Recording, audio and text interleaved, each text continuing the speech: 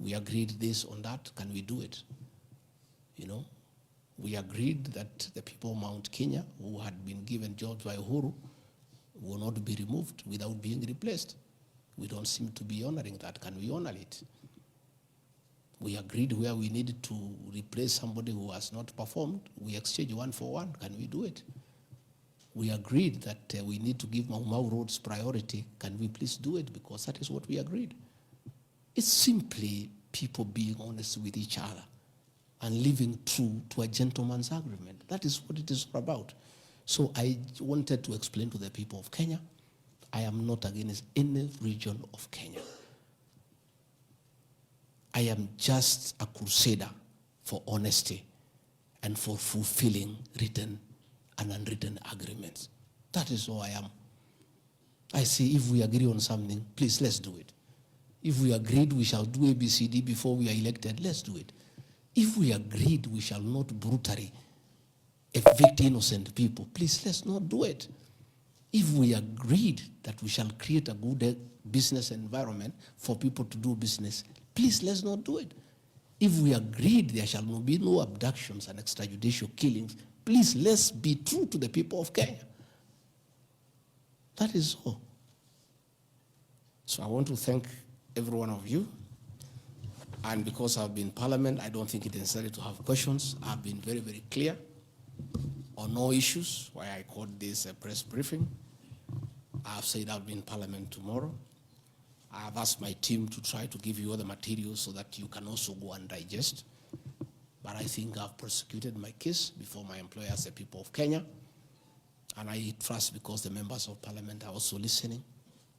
They'll be fair, they'll be just, and they'll be true to their conscience and do the right thing, and not hang an innocent man without evidence. I wouldn't mind being crucified if there was evidence, but there's nothing, zero. I've explained myself to the fullest. And I think you and the people of Kenya have heard me. Let me thank all of you for giving me this time, and I appreciate the media for your role to inform the people of Kenya, to educate them, to entertain them, and keep them abreast with what is going on. I want to thank you for your coverage of the short public participation on this impeachment motion, because you exposed it for what it was, and your video clips are very useful for us as we argue in courts of law. You guys are wonderful. You are good people. No wonder you are called the fourth estate. I don't know where we would go in this country without you. We would have so much impunity. We would go back to dictatorship without the media. I want to encourage you to continue to be the watchdog on behalf of the people of Kenya, to protect the Constitution with zeal, to uphold the rule of law, and to call out impunity and corruption. And I want to say, after this impeachment, I want the members of Parliament now to focus on the corruption scandals around our country. The Adani scandal, the issues in public health sector, the glaring theft of public resources. That is what Parliament should consider and take time. And that is what the people of Kenya want. And I really want to thank the media for being a very responsible watchdog on behalf of the people of Kenya. Please continue writing. Where rigathi gachagua has gone wrong, please write. But always accord me the right of reply. Don't condemn me unheard. And I want to thank you tonight, because you have really written accusations against me. But I am also to blame because I never called you, isn't it? Now that I have called you, I want you to request you. Every accusation, put my answer. Is that not fair? Let the people of Kenya judge. You want to ask questions? Yes. But not outside this. Okay. Your Excellency, thank you. We appreciate you hosting us here. You have said a lot in the last more than nearly 2 hours, so I'll be very brief in relation to what you said. My colleague Sam Gituk hosted you here on the 20th of September, and you said a motion of such magnitude cannot head to Parliament without the sanctioning of the party at the parliamentary group level and without the go-ahead or the green lighting by the President. Has President William Ruto in effect sanctioned that motion now that it's in Parliament? Second, this is in relation to your statement on the 4th of January this year regarding High Court Judge Honorable Esther Maina you have mentioned. You said you accused her of corruption, and you said you'll file a petition, but we never saw you there. You nonetheless said that you have filed a petition. Can you tell the Kenyan people when you have filed that petition? Maybe you can note. This one the same because Your Excellency, you and President William Ruto hold the ultimate office that must provide answers for the Kenyan people. You therefore are open to accountability, scrutiny, and questions. When you took your oath of office, you told the Kenyan people that the country has empty coffers, that you inherited empty coffers. However, your statement is contrary to what the Kenya National Bureau of Statistics says, that at the time when you assumed office, the country had at its disposal 3.02 trillion Kenya shillings, includes revenue plus appropriations in aid. Why, Mr. Deputy President, did you make such a misleading statement in front of the Kenyan people and the world?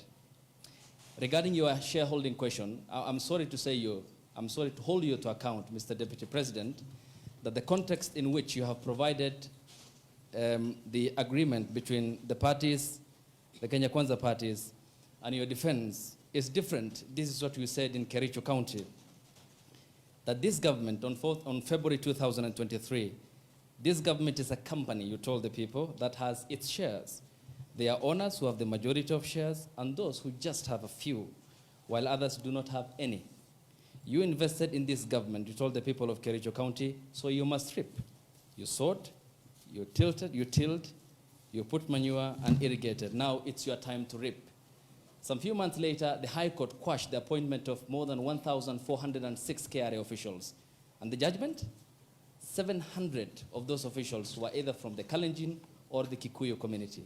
How much of a responsibility will you take, being part of the presidency, of such gross locking out of Kenyans who qualify, who are competent, who merit, yet half of those appointments went to only 2 communities? That's enough. Thank you. One, the issue of Justice Minor is sub judice. I don't want to discuss it because it's a matter before court, but I'll be able to give you the date when we filed so that you can follow the petition. As to the issues that this motion cannot find its way to the Assembly without the President nod, that is true. It can't. It has its nod. As to the issue of shareholding, again, this is a matter that I'll be prosecuting.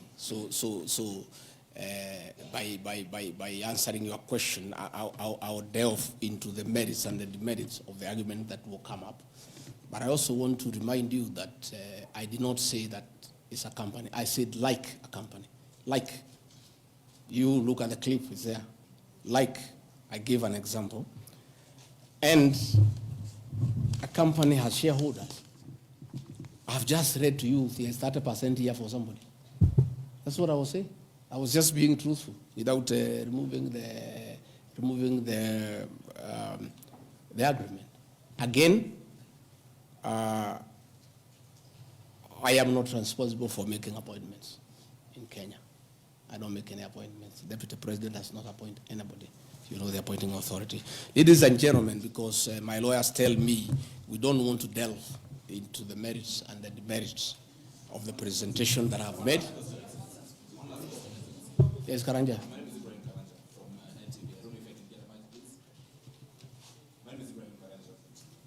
From NTV. Your Excellency, when you apologized to President Uhuru Kenyatta, you said that the words used then were out of political reasons. That's why you are apologizing. So why should Kenyans believe you today that what you're saying is not for political reasons, for your own immediate benefit? My second question, Your Excellency, what next if this impeachment happens tomorrow. If you're impeached, what next for you? If you're not impeached, then what next in this political marriage between you and President William Ruto? Let's say your answer is what I've discussed here are facts. It's for the people of Kenya to look at the facts and decide whether they have the necessary veracity or not. As to what I'll do or not what I'll do, let's cross the bridge when we get there.